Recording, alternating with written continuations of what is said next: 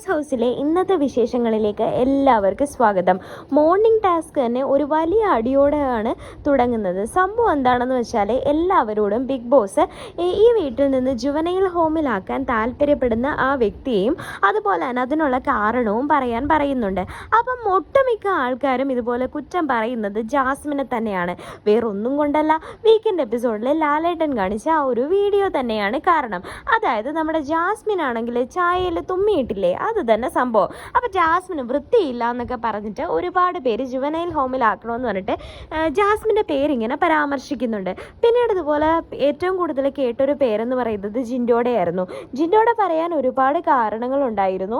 അതായത് ജിൻഡോ ആണെങ്കിൽ വെറുതെ വഴക്കുണ്ടാക്കും, കള്ളത്തരം പറയും, അങ്ങനെയൊക്കെ പറഞ്ഞ് എന്താ പറയുക, ഗബ്രിയെ പോലുള്ള ആൾക്കാരെ ഇതുപോലെ ജിൻഡോനെ നല്ലതുപോലെ അറ്റാക്ക് ചെയ്തു. പിന്നെ ഇമോഷണലി വീക്കാണെന്നൊക്കെ പറഞ്ഞ് നോറേനെ ഒരുപാട് പേര് പറഞ്ഞു.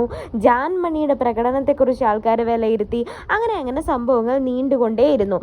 ഇതിനിടയിൽ ജിൻഡോ വന്ന് നടത്തിയ ഒരു പ്രസ്താവനയാണ് പിന്നീട് ശ്രദ്ധേയമായത്. കാരണം ജിൻഡോ വന്ന് പറയുന്ന ഒരു കാര്യം എന്ന് വെച്ച് കഴിഞ്ഞാൽ, ഒന്നാമത് റസ്മിൻ ബായുടെ കാര്യമാണ് പറഞ്ഞത്. അപ്പോൾ റസ്മിൻ ബായുടെ കാര്യം പേര് പറയാനുള്ള കാരണം എന്ന് ജിൻഡോ പറഞ്ഞത്, ആ കുട്ടിയാണെങ്കിൽ ഒരു മര്യാദ ഇല്ലാതാണ് സംസാരിക്കുന്നത്, ഒരു പക്ഷേ അവൾ വന്ന നാട്ടിൻ്റെ പ്രശ്നമായിരിക്കാം അത് എന്നിങ്ങനെ തുറന്നടിച്ച് പറയുന്നുണ്ട്. അതുപോലെ ആ സമയം ജിൻഡോ 2 കള്ളത്തരങ്ങളാണ് അവിടെ നിന്ന് പറയുന്നത്. അതായത് ഒന്നാമത്തെ കള്ളത്തരം എന്ന് പറഞ്ഞു കഴിഞ്ഞാൽ, ഇന്നലത്തെ എപ്പിസോഡിൽ ജാൻമണി ചായ ചോദിച്ച സമയത്ത് അത് കൊടുത്തില്ല, അതുകൊണ്ട് അർജുൻ അത് തെറ്റാണ് ചെയ്തിരിക്കുന്നത് എന്നും പറയുന്നു. അതുപോലെ തന്നെ പറയുന്നു, അർജുനെ പവർ ഹൗസിലേക്ക് അല്ലെങ്കിൽ പവർ ടീമിലേക്ക് എടുക്കാനുള്ള കാരണം എന്ന് പറഞ്ഞു കഴിഞ്ഞാൽ, മറ്റേ ടീമിൽ നിന്നാൽ അർജുൻ പുറത്ത് പോകും, കഴിവ് കെട്ടൊരു ക്യാപ്റ്റനായി അർജുൻ പ്രൂവ് ചെയ്തത് കൊണ്ട് തന്നെ ഇപ്രാവശ്യം നോമിനേഷനിൽ വന്ന അർജുൻ പോകും എന്ന് ഉറപ്പുള്ളത് കൊണ്ട് അർജുനെ സേവ് ചെയ്യാൻ വേണ്ടിയിട്ടാണ് പവർ ടീമിലേക്ക് എടുത്തിട്ടതെന്നാണ് ഈ പറഞ്ഞ ജിൻഡോ പറയുന്നത്. പക്ഷേ പ്രശ്നം എന്താണെന്ന് വെച്ചാൽ, റസ്മിൻ ബായിയും അർജുനും ഇത് തീരെ അംഗീകരിക്കുന്നില്ല. അവർ വന്നിട്ട് ജിൻഡോയ്ക്കെതിരെ ആരോപണങ്ങൾ നടത്തുവാണ്. നിങ്ങൾ കള്ളത്തരമാണ് പറഞ്ഞിരിക്കുന്നത്. ഒന്നാമത്തെ കാര്യം, ജാൻമണിക്ക് ചായ കൊടുക്കാൻ പറ്റത്തില്ല എന്ന് റൂഡായിട്ടല്ല ഞങ്ങൾ പറഞ്ഞത്. നിയമം ഉണ്ടാക്കി ഉടനെ അത് മാറ്റാൻ പറ്റത്തില്ല, അതുകൊണ്ട് കുറച്ച് സമയം കഴിഞ്ഞ് തരാമെന്നാണ് അർജുൻ പറഞ്ഞത്. ആ ഒരു കാര്യത്തെ ജിൻഡോ അപ്പോൾ അംഗീകരിക്കുകയും ചെയ്തു. അതായത് നിങ്ങൾ പറഞ്ഞത് ശരിയാണ്, എനിക്കത് പറയാൻ പറ്റിയില്ല എന്ന് പറഞ്ഞ് അംഗീകരിക്കുകയും ചെയ്തിട്ട് പിന്നീട് ജാൻമണിക്കോട് എതിർത്ത് സംസാരിച്ചു. ക്യാപ്റ്റനായ ജാൻമണിക്ക് ഒരു ചായ പോലും കൊടുത്തില്ല എന്നൊരു ആരോപണം നടത്തി എന്ന് പറഞ്ഞിട്ടായിരുന്നു ജിൻഡോ പറഞ്ഞത്. അപ്പോൾ അത് ഒരുപാട് ശരിയായ ഒരു കാര്യമല്ല. അതുപോലെ റസ്മിൻ ബായി അപമാനിച്ച് എന്താണെന്ന് വെച്ചാൽ, അതായത് ലാലേട്ടൻ വന്ന എപ്പിസോഡിൽ ലാലേട്ടനെ റസ്മിൻ ബായി റെസ്പെക്റ്റ് കൊടുക്കാതെ സംസാരിച്ചു എന്നായിരുന്നു ജിൻഡോയുടെ അഭിപ്രായം. നീ ലാലേട്ടനെ പോലും റെസ്പെക്റ്റ് ചെയ്തില്ല, നീ വന്ന ഏരിയയുടെ പ്രശ്നമാണത് എന്നൊക്കെ പറഞ്ഞിട്ടായിരുന്നു ജിൻഡോയുടെ അടുത്ത പ്രശ്നം. അപ്പോൾ അതെല്ലാം കൊണ്ട് തന്നെ ഈ പവർ ടീമിലെ കാര്യങ്ങളൊക്കെ വെളിയിൽ പോയി പറഞ്ഞതിനുള്ള ഒരു ശിക്ഷയായിട്ട്, അതായത് ജിൻഡോ 2 കള്ളത്തരങ്ങളാണ് പറഞ്ഞിരിക്കുന്നത്. അതായത് രണ്ടാമത്തെ കാര്യം, അർജുനെ പവർ ടീമിലേക്ക് എടുത്തത് രക്ഷിക്കാൻ വേണ്ടിയാണെന്ന്. ശരിക്കും റസ്മിനും ജിൻഡോയും കൂടെ ഒരുമിച്ച് ഡിസ്കസ് ചെയ്തെടുത്തൊരു തീരുമാനമായിരുന്നു. അതിൽ എന്താ പറയുക, അർജുൻ ആണെങ്കിൽ നല്ലപോലെ ഗെയിം കളിക്കും എന്നുള്ളത് കൊണ്ട് മാത്രമാണ് അവനെ ചൂസ് ചെയ്തതെന്നും ജിൻഡോ പറയുന്നുണ്ട്. എന്നിട്ട് ഇങ്ങനെ ഒരു മാറ്റവും, അതായത് അവസരത്തിനൊത്ത് കള്ളത്തരം പറയുന്നത് ഒരു ശരിയായ പ്രവണതയാണെന്ന് എനിക്ക് തോന്നിയില്ല. പിന്നീട് ഇതുപോലെ റസ്മിൻ ബായി ആണെങ്കിൽ ശിക്ഷ എഴുതുകയാണ് ജിൻഡോയ്ക്ക്. അതായത് ഒരു ദിവസത്തെ ക്ലീനിങ് അദ്ദേഹം ഒറ്റയ്ക്ക് ചെയ്യണമെന്നായിരുന്നു അവർ ശിക്ഷ എഴുതുന്നത്. അപ്പോൾ ശിക്ഷ എഴുതി കഴിഞ്ഞപ്പോഴത്തേക്കിന് ഇതുപോലെ തന്നെ റസ്മിൻ ബായി ജിൻഡോയോട് പോയി സംസാരം തുടങ്ങുകയാണ്. ആ ഒരു ശിക്ഷ ഏറ്റെടുക്കാൻ ഇതുപോലെ ജിൻഡോ തയ്യാറാവുന്നുണ്ട്. അതായത് പോയി ചർച്ച നടത്തുന്ന ഒരു കാര്യം എന്താണെന്ന് വെച്ച് കഴിഞ്ഞാൽ, ജിൻഡോ ആണെങ്കിൽ റസ്മിൻ ബായുടെ നാട്ടിനെ കുറിച്ച് പറഞ്ഞു. അത് റസ്മിൻ ബായുടെ നാട് മട്ടാഞ്ചേരിയാണെന്ന് തോന്നുന്നു, അറിയില്ല. പക്ഷെ റസ്മിൻ ബായുടെ നാട്ടിനെ കുറിച്ച് പറഞ്ഞു. അപ്പം നിന്റെ നാട്ടിലെ ആൾക്കാരുടെ ഗുണമാണ് നീ ഇപ്പോൾ എവിടെ കാണിക്കുന്നത്, ആ ഗുണ്ടായിസം അല്ലേ നീ ഇവിടെ വിളമ്പുന്നേ, അങ്ങനെ എന്തോ ഒരു വാക്കാണ് ജിൻഡോ പറഞ്ഞത്.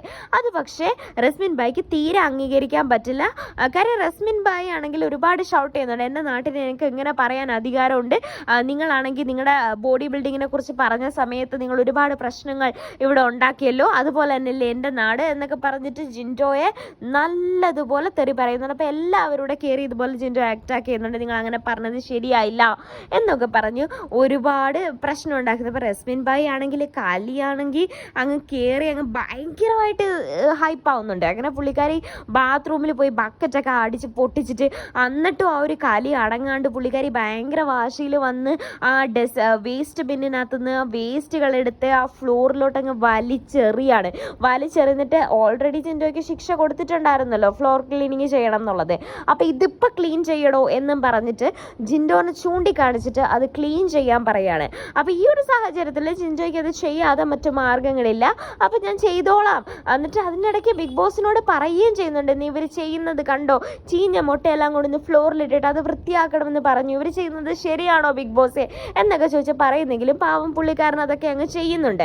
അപ്പോൾ അങ്ങനെ അത് ചെയ്തുകൊണ്ടിരിക്കുന്ന സമയത്തായിരിക്കും അടുത്തൊരു പ്രശ്നം അവിടെ ഉടലെടുക്കുന്നത്. കാര്യം എന്ന് വെച്ച് കഴിഞ്ഞാൽ സഹായിക്കാൻ വേണ്ടി റസ്മിൻ ഭായി ആണെങ്കിൽ തൻ്റെ കുറ്റം മനസ്സിലാക്കി ഇതുപോലെ വന്ന് ഈ ഫ്ലോറ്, അതായത് മുട്ടയൊക്കെ ഇട്ടല്ലോ, അപ്പോൾ എല്ലാവരോടും ക്ഷമ ചോദിച്ചുകൊണ്ട് തന്നെ ആ ഒരു ഫ്ലോർ ക്ലീനിങ് റസ്മിൻ ഭായിയും അതുപോലെ നോറയും ഒക്കെ ഒരുമിച്ചിരുന്ന് ഇങ്ങനെ ചെയ്യാണ്. അപ്പോൾ ചെയ്തുകൊണ്ടിരിക്കുന്ന സമയത്തായിരിക്കും ഈ ഒരു രംഗത്തേക്ക് ജാൻമണി കടന്നു വരുന്നത്.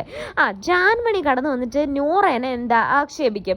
നോറ പറയും, ജാൻമണി ചോദിക്കും, നീ എന്തിനാ അതൊക്കെ ഇവിടെ ചെയ്യുന്നേ ചോദിക്കും. അപ്പം നോറ പറയും, ഇതെൻ്റെ പണിയാണ്, അതുകൊണ്ടാണ് ഞാൻ ഇവിടെ ചെയ്തത് എന്ന് പറയും.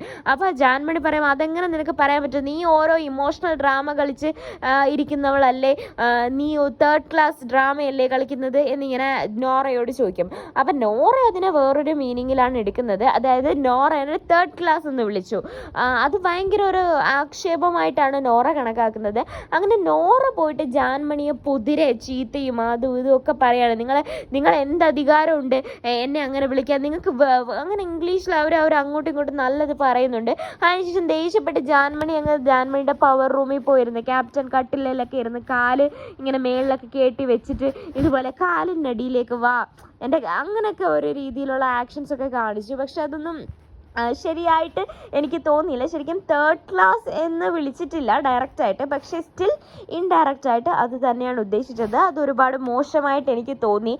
ഈ തേർഡ് ക്ലാസ് മാത്രമല്ല, അങ്ങനെ പല പല കാര്യങ്ങൾ ഇന്നലെ റസ്മിൻ ഭായിയെ കുറിച്ച് പറഞ്ഞതാണെങ്കിലും ജാൻമണി നടത്തുന്ന സ്റ്റേറ്റ്മെൻറ്റ് ഒരുപാട് അഹങ്കാരത്തോടെയും അതുപോലെ തന്നെ ആർക്കും ഇഷ്ടപ്പെടാത്തൊരു രീതിയിലും ഉള്ളതാണെന്നാണ് എൻ്റെ ഒരു അഭിപ്രായം. അപ്പോൾ അങ്ങനെ ആ ഒരു പ്രശ്നം അങ്ങ് നടക്കുകയാണ്. നോറയാണെങ്കിൽ ഓക്കെ ഇങ്ങനെ വിളിച്ചു, അത് റിപ്ലൈ കൊടുത്തു, പക്ഷേ ആ പുള്ളിക്കാരി ആണെങ്കിൽ ഭയങ്കര ഇമോഷണലായിട്ട് ബാത്റൂമിൽ പോയിട്ട് ഒരു 2 മണിക്കൂർ കരയുന്നുണ്ട് എല്ലാവരും. അത് അതേസമയം റസ്മിൻ ഭായി ഇരുന്ന് കരയുന്നുണ്ട്. കാര്യം റസ്മിൻ ഭായിയുടെ നാട്ടുകാരെ പറഞ്ഞെന്നും പറഞ്ഞ് അയാൾ എന്ത് സ്റ്റേറ്റ്മെൻ്റ് ആണ് പറഞ്ഞത് എന്നൊക്കെ പറഞ്ഞിട്ട്. അപ്പോൾ അർജുൻ പോയിട്ട് ഇതുപോലെ ജിൻഡോയോട് ചോദിക്കുന്നുണ്ട്, താങ്കൾ എന്തിനാണ് അങ്ങനെയൊക്കെ പറഞ്ഞത്, അവൾക്ക് ഒരുപാട് വിഷമമായി, അവളിരുന്ന് കരയാണ് എന്നൊക്കെ പറഞ്ഞിട്ട് മനസ്സിലാക്കാൻ ശ്രമിക്കുന്നുണ്ട്. പക്ഷേ ജിൻഡോയ്ക്ക് അതൊന്നും മനസ്സിലാവുന്നില്ല. ഞാൻ അങ്ങനല്ല ഉദ്ദേശിച്ചത്, അവൾ ഗുണ്ടായിസം എന്ന് പറയുന്നത് അവൾ അങ്ങനെ കാണിച്ചിട്ടില്ലേ എന്നൊക്കെ പറഞ്ഞിട്ട് ആ ഒരു പ്രശ്നം പിന്നെ ഇതാക്കുന്നുണ്ട്. അങ്ങനെ നടന്നുകൊണ്ടിരിക്കുന്ന സമയത്തായിരിക്കും ജിൻഡോ ക്ലീൻ ചെയ്തുകൊണ്ടിരിക്കുമായിരിക്കും ഫ്ലോറ്. പിന്നെയും മുട്ടത്തോടുകൾ കിടക്കുന്നുണ്ടല്ലോ. ഒന്ന് നടുവേദനയാണ് വയ്യ എന്നൊക്കെ പറഞ്ഞ് തടി ഊരാൻ നോക്കുന്നുണ്ടെങ്കിലും എല്ലാവരും ചേർത്ത് ആ ഒരു പണി ജിൻഡോൻ്റെ തലയിൽ തന്നെ ഇട്ട് കൊടുക്കുകയാണ്. ഇതേ സമയമാണെങ്കിൽ അർജുനും അതുപോലെ ഗബ്രിയും ഈ ജിൻഡോനെ ഒന്ന് എന്താ പറയുക ഒന്ന് വട്ടം കറക്കാൻ വേണ്ടിയിട്ട് ഇങ്ങനെ ഗബ്രി ഇങ്ങനെ പറയുന്നുണ്ട്, കുറേ വേസ്റ്റുകൾക്ക് നടുവിലൊരു വലിയ വേസ്റ്റ് നിൽക്കുന്നു എന്നൊക്കെ പറഞ്ഞിട്ട് ജിൻഡോനെ കളിയാക്കുന്നുണ്ട്. എന്നിട്ട് ഇവർ രണ്ടുപേരോട് ജിൻഡോ തൂത്തിട്ട സ്ഥലത്തൂടെ ഇങ്ങനെ നടക്കുകയാണ്. അപ്പോൾ ജിൻഡോയ്ക്ക് ഒന്നാമത് പൊട്ടി നിൽക്കുക. കാര്യം എന്ന് പറഞ്ഞു കഴിഞ്ഞാൽ അത്രയും വൃത്തിയേടായി കിടക്കുന്നു, അത് വൃത്തിയാക്കുന്നു, അത് അങ്ങോട്ട് വേറെ ആളുടെ തലയിൽ കെട്ടിവെക്കാൻ നോക്കിയിട്ട് അവരത് ചെയ്യുന്നുമില്ല. അങ്ങനെ പൊട്ടി നിൽക്കുന്ന സമയത്തായിരിക്കും ഈ ജിൻഡോയും അർജുനും അവൻ തൂത്തിട്ട സ്ഥലത്തൂടെ നടന്നുകൊണ്ടിരിക്കുന്നത്. അപ്പോൾ ആണെങ്കിൽ ജിൻഡോയ്ക്ക് നല്ല ദേഷ്യം കയറിയിട്ട് ഗബ്രീൻ്റെ ദേഹത്തോട്ട് കയറിച്ചല്ലോ, എടാ മാറടാന്നെല്ലാം പറഞ്ഞിട്ട് അവനെ എന്തോ പറയുക കയറി ചെല്ലുന്ന പോലെ ഇതാക്കും. അപ്പോൾ ഇങ്ങനെ ഗബ്രി പറയുന്നുണ്ട്, എൻ്റെ ബോഡി ടച്ച് ചെയ്യല് ഫിസിക്കൽ അസോൾട്ട് ആണ് എന്നൊക്കെ പറഞ്ഞ് അവർ തമ്മിലൊരു പ്രശ്നം അവിടെ ഉടലെടുക്കുന്നുണ്ട്. അപ്പോൾ പെട്ടെന്ന് തന്നെ ആ ഒരു പ്രശ്നം വഷളാവാതിരിക്കാൻ വേണ്ടിയിട്ട് ബിഗ് ബോസ് തന്നെ റോക്കിയുടെ ഒരു കാര്യത്തിൽ ബിഗ് ബോസിൻ്റെ ഇടപെടലുകൾ ഇല്ലാത്തത് കൊണ്ട് തന്നെയാണല്ലോ അങ്ങനെ ഒരു ഫിസിക്കൽ അസോൾട്ട് നടന്നത്. അതുകൊണ്ട് തന്നെ കൃത്യസമയത്തിന് ബിഗ് ബോസ് ഇടപെട്ട് ഇതുപോലെ ജിൻഡോനെ കൺഫെഷൻ റൂമിലേക്ക് വിളിക്കുകയാണ്. അപ്പോൾ കൺഫെഷൻ റൂമിൽ ചെന്ന ബിഗ് ബോസ് പറയുന്നുണ്ട്, താങ്കൾ എന്താണ് ജിൻഡോ കാണിക്കുന്നത്, ഇവിടെ കയ്യാങ്കളി കളിക്കാനൊന്നും ആർക്കും പറ്റത്തില്ല. റോക്കിയുടെ ഗെയിം താങ്കൾ കണ്ടതല്ലേ? നല്ലൊരു മത്സരാർത്ഥി രണ്ടുപേർക്ക് ഇപ്പോൾ സംഭവിച്ചത് നിങ്ങൾ കണ്ടതല്ലേ? എന്താണ് ഈ കാണിക്കുന്നത് എന്നൊക്കെ ചോദിച്ചിട്ട് ജിൻഡോനെ ചെറുതായിട്ടൊന്ന് വഴക്ക് പറയുന്നുണ്ട്. അപ്പോൾ ഈ വഴക്ക് പറയുന്നതും പട്ടി മോങ്ങുന്നത് പോലെ ജിൻഡോ അവിടെ കിടന്ന് കരയുകയാണ്. അപ്പോൾ കരഞ്ഞ് ഇരിക്കുന്ന സമയത്ത് എനിക്ക് പെട്ടെന്ന് ഓർമ്മ വന്നത് തലേന്ന് മുടിയനോട് പറയുന്നുണ്ടായിരുന്നു. അതായത് റോക്കി കൺഫെഷൻ റൂമിൽ പോയിരുന്ന് കരഞ്ഞത് അവൻ ഇമോഷണലി സ്ട്രോങ് ആയിട്ടാണോ എന്നൊരു ചോദ്യം അവിടെ പറഞ്ഞായിരുന്നു. അപ്പോൾ എനിക്ക് തോന്നിയൊരു കാര്യം എന്ന് വെച്ച് കഴിഞ്ഞാൽ അപ്പം ജിൻഡോയും ഇമോഷണലി സ്ട്രോങ് അല്ല എന്നുള്ള കാര്യമല്ലേ ജിൻഡോ ഇൻഡയറക്റ്റായിട്ട് പറഞ്ഞു വെച്ചിരിക്കുന്നത്. അപ്പോൾ എന്ത് തന്നെ ആയാലും ഈ പറഞ്ഞ് ജിൻഡോ ആണെന്നുണ്ടെങ്കിൽ അവിടെ ഇരുന്ന് കരഞ്ഞ്. അപ്പോൾ ബിഗ് ബോസ് ആശ്വസിക്കാൻ വേണ്ടി പറയുന്നുണ്ട്, ജിൻഡോ നിങ്ങൾ നല്ല ഗെയിമറാണ്, അതുകൊണ്ട് തന്നെ ഇതുപോലുള്ള തന്ത്രങ്ങളിൽപ്പെട്ട് നിങ്ങൾ വീണ് പോകാതിരിക്കാൻ വേണ്ടിയിട്ടാണ് നിങ്ങളെ ഞാൻ ഇങ്ങോട്ട് വിളിച്ചത് എന്ന് പറഞ്ഞ് സമാധാനിപ്പിച്ച് പുള്ളിക്കാരൻ തിരിച്ചു വിടുകയാണ്. അപ്പോൾ ഈ പറഞ്ഞ ജിൻഡോന് ഭയങ്കരമായിട്ട് സമാധാനം വന്ന് വെളിയിൽ ചെന്ന് ജിൻഡോ ആണെന്നുണ്ടെങ്കിൽ ഹൗസ് അംഗങ്ങളോട് പറയുന്നുണ്ട്, ബിഗ് ബോസ് എന്നോട് പറഞ്ഞ കാര്യം അറിയാമോ, അതായത് ഞാൻ നല്ല ഗെയിമറാണ്, നിങ്ങളെപ്പോലുള്ള ആൾക്കാരെ എന്നെ ഇതാക്കാതിരിക്കാനും ഫിസിക്കൽ അസോൾട്ട് ചെയ്യിപ്പിക്കാതിരിക്കാനും വേണ്ടിയിട്ടാണ് ബിഗ് ബോസ് എന്നെ വിളിച്ചതെന്ന്. അത് ശ്രീരേഖയ്ക്ക് അത്ര ഇഷ്ടപ്പെടുന്നില്ല. പുള്ളിക്കാരി കയറി റിയാക്ട് ചെയ്യുന്നുണ്ട്. ഈ നിങ്ങളെപ്പോലത്തെ ആൾക്കാരെന്ന് പറഞ്ഞാൽ അതെന്താ ഉദ്ദേശിക്കുന്നത്, ഞങ്ങളൊന്നും നല്ല സ്റ്റാൻഡേർഡുള്ള ആൾക്കാരല്ലേ എന്നൊക്കെ പറഞ്ഞിട്ട് വെറുതെ ആവശ്യമില്ലാതെ ശ്രീരേഖ ഒരു സ്ക്രീൻ സ്പേസിന് വേണ്ടി സംസാരിച്ചതാണെന്നാണ് എനിക്ക് തോന്നുന്നത്. അപ്പോൾ അങ്ങനെ ആ ഒരു പ്രശ്നങ്ങളും കാര്യങ്ങളും ഒക്കെ അവിടെ ഏകദേശം ഒന്ന് ശരിയായി വരുന്നൊരു ടൈമിലായിരിക്കും ബിഗ് ബോസ് പുതിയൊരു ടാസ്ക് കൊടുക്കുന്നത്. അപ്പോൾ ടാസ്ക് എന്ന് വെച്ചാൽ അതിന് നമ്മുടെ ക്യാപ്റ്റന് കൂടുതൽ പവർ കൊടുക്കുന്നൊരു ടാസ്ക് ആയിരുന്നു ഇപ്പോൾ കൊടുക്കാൻ പോകുന്നത്. അതായത് എല്ലാവരും ഗെയിമിൽ മത്സരിക്കണം, അതായത് എല്ലാവരും. അപ്പോൾ അത് 4 ടീമുകളും മത്സരിക്കണം. പവർ ടീം ഉൾപ്പെടെ ഈ പറഞ്ഞ അലക്ക് കമ്പനി ടാസ്ക് എന്ന് പറഞ്ഞ ഗെയിമിൽ മത്സരിക്കണം. അവർക്ക് അഴുകിയ ക്ലോത്ത്സ് കൊടുക്കും, അത് വൃത്തിയായിട്ട് ക്ലീൻ ചെയ്ത് അയൺ ചെയ്ത് തുന്നി കൊടുക്കുക എന്നതായിരുന്നു ടാസ്ക് എന്ന് പറയുന്നത്. അപ്പോൾ 4 ടീം അംഗങ്ങളും കളിക്കണം. ആ 4 ടീമിൽ ഏതാണോ ബെസ്റ്റായിട്ട് ചെയ്യുന്ന ടീം അവരായിരിക്കും അടുത്ത പവർ ടീം. അതിലകത്തെ ഒരു അംഗമായിരിക്കും അടുത്ത വീക്കിലെ ക്യാപ്റ്റൻ എന്ന് പറയുന്നത്. അപ്പോൾ അതായിരുന്നു അവരുടെ ആ ഒരു ഗെയിം എന്ന് പറയുന്നത്. അപ്പോൾ ആ ഗെയിം എല്ലാവരും ഒരുപാട് കഠിനാധ്വാനം ചെയ്തു. അതായത് പോയി തുണി വലിച്ചെടുക്കുന്നതാണെങ്കിലും അതുപോലെ ജിൻഡോയുടെയൊക്കെ പരിശ്രമം കുത്തിയിരുന്ന് കഴുകുന്ന വീഡിയോ ഒക്കെ നമ്മൾ കണ്ടതാണ്. അപ്പോൾ ജിൻഡോ ഒരുപാട് കഷ്ടപ്പെട്ടാണ് ആ ഒരു തുണിയൊക്കെ വൃത്തിയായിട്ട് കഴുകി എടുക്കുന്നത്. അങ്ങനെ കഴുകി തേച്ച് അലക്കി. ഇതിനിടയ്ക്ക് അതിനകത്ത് ഗെയിമിലൊരു ലൂപ്പ് ഹോൾ എന്ന് വെച്ചാൽ ഈ മത്സരാർത്ഥികൾക്ക് വേണമെങ്കിൽ മറ്റ് മത്സരാർത്ഥികളുടെ സാധനങ്ങൾ മോഷ്ടിക്കാം. അങ്ങനെ നൈസിന് പോയിട്ട് ഋഷിയൊക്കെ ചില കാര്യങ്ങളും അതുപോലെ ഗബ്രിയൊക്കെ പോയിട്ട് എന്തൊക്കെയോ അഴിച്ചു മാറ്റുകയൊക്കെ ചെയ്യുന്നുണ്ട്. പക്ഷെ വലിയൊരു പ്രശ്നമൊന്നും അവിടെ നടക്കുന്നില്ല. അവസാനം ക്വാളിറ്റി ചെക്കിങ്ങിലോട്ട് നടക്കുകയാണ്. ക്വാളിറ്റി ചെക്കിങ്ങിലോട്ട് വരുന്ന സമയത്ത് ഇതുപോലെ ആദ്യം പവർ ടീം ആയിരിക്കും ഗബ്രിയുടെ അതായത് ചാനൽ ടീമിനെ ജഡ്ജ് ചെയ്യാൻ പോകുന്നത്. അപ്പോൾ ജഡ്ജ് ചെയ്യുന്ന സമയത്താണെങ്കിൽ ഇവർ കൊണ്ടുവന്ന ഒരു ഡ്രസ്സും ജിൻഡോ ആയിരിക്കും പവർ ടീമിനെ റെപ്രസെൻ്റ് ചെയ്ത ആ ഒരു ക്വാളിറ്റി അനലൈസറായിട്ട് അവിടെ ചെന്നിരിക്കുന്നത്. പക്ഷേ ജിൻഡോ ആണെങ്കിൽ അവരുടെ ഒരു ഡ്രസ്സും അപ്രൂവ് ചെയ്യുന്നില്ല. അപ്രൂവ് ചെയ്യാതിരിക്കുമ്പോൾ തന്നെ ജാസ്മിനും ഗബ്രിക്കും അത് തീരെ ഇഷ്ടപ്പെടുന്നില്ല. നിങ്ങൾ എന്തുവാണ് ഈ ചെയ്യുന്നത്, വൃത്തികെട്ട ഗെയിം കളിക്കല്ലേ, പേഴ്സണൽ ഗ്രഡ്ജ് വെച്ചിട്ട് ഞങ്ങൾ കഷ്ടപ്പെട്ട ഈ ഒരു കാര്യത്തെ നിങ്ങൾ അസാധുവാക്കല്ലേ എന്നൊക്കെ പറഞ്ഞ് കുറേ വഴക്ക് പറയുന്നുണ്ട്. പക്ഷേ അതൊന്നും വില പോകുന്നില്ല. ജിൻഡോ ആണെങ്കിൽ ആകെ അവർ ഉണ്ടാക്കിയതിൽ അല്ലെങ്കിൽ അവർ ചെയ്തതിൽ ആകെ 3 ഡ്രസ്സ് മാത്രമേ സെലക്ട് ചെയ്യുന്നുള്ളൂ. അപ്പോൾ അങ്ങനെ ഗബ്രി ആണെങ്കിൽ ഓൾറെഡി നല്ല ട്രിഗേർഡായിട്ട് നിൽക്കുവാണ്. അപ്പോൾ ഗബ്രി പോയിട്ട് ഇതുപോലെ ജിൻഡോയോട് പറയുന്നുണ്ട്, ഞങ്ങൾ ജഡ്ജ് ചെയ്താലേ നല്ല വൃത്തിക്ക് ജഡ്ജ് ചെയ്യും, ഞങ്ങൾക്കൊരു അന്തസ്സുള്ള ഗെയിമുണ്ട്, അല്ലാതെ തന്നെ പോലെ ചെറ്റത്തരം ഒന്നും കാണിക്കത്തില്ല എന്ന് പറയാണ്. അപ്പോൾ ഇത് പറയുന്ന സമയത്ത് ഇത് കേട്ട ജിൻഡോ ആണെന്നുണ്ടെങ്കിൽ ഒരു റിഫ്ലക്സ് ആക്ഷൻ പോലെ പെട്ടെന്ന് തന്നെ പറയാണ്, ഞാൻ ചെറ്റത്തരമൊക്കെ കാണിക്കുന്നത് നിന്റെ വീട്ടിൽ നിന്റെ തന്തയായിരിക്കും അല്ലെങ്കിൽ നിന്റെ അപ്പനായിരിക്കും എന്നൊരു വാചകം അവിടെ പറയാണ്.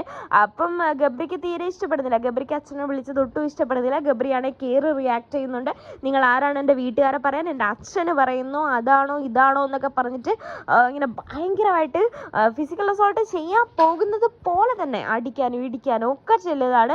അപ്പോൾ പക്ഷേ എന്തായിരുന്നാലും നമ്മുടെ ജിൻഡോ ആണെന്നുണ്ടെങ്കിൽ എല്ലാവരും ഈ ഗബ്രീനെ പിടിച്ച് നിർത്തിയത് കൊണ്ട് തന്നെ ഒരു വിധത്തിൽ ആ ഒരു സംഭവത്തിൽ നിന്ന് അങ്ങനെ രക്ഷപ്പെടുന്നതായിട്ടാണ് കാണുന്നത്. പിന്നീട് ആ ഒരു മത്സരത്തിൽ വിജയിക്കുന്നതും പറയുന്നത് നെക്സ്റ്റ് ടീമായിരിക്കും ഏറ്റവും കൂടുതൽ പോയിന്റുകൾ നേടിയിരിക്കുന്നത്. ഇന്നത്തെ ഗെയിം വെച്ച് മാത്രമാണിത്. ഇനി നാളെ അവർക്ക് ഇനിയും ഒരു ടാസ്ക് ബിഗ് ബോസ് കൊടുത്തേക്കാം. അപ്പോൾ അതിൻ്റെയും കൂടെ അടിസ്ഥാനത്തിലായിരിക്കും അവർ ക്യാപ്റ്റനെയും അതുപോലെ പവർ ടീമിനെയും ഒക്കെ സെലക്ട് ചെയ്തിരുന്നത്. നിങ്ങൾക്ക് ഇന്നത്തെ എപ്പിസോഡിൻ്റെ ഈ ഒരു ഫുൾ റിവ്യൂ ഇഷ്ടമായെന്നുണ്ടെങ്കിൽ എൻ്റെ ചാനൽ സബ്സ്ക്രൈബ് ചെയ്യാൻ മറക്കല്ലേ, സപ്പോർട്ട് ചെയ്യണേ. Thank you, bye bye.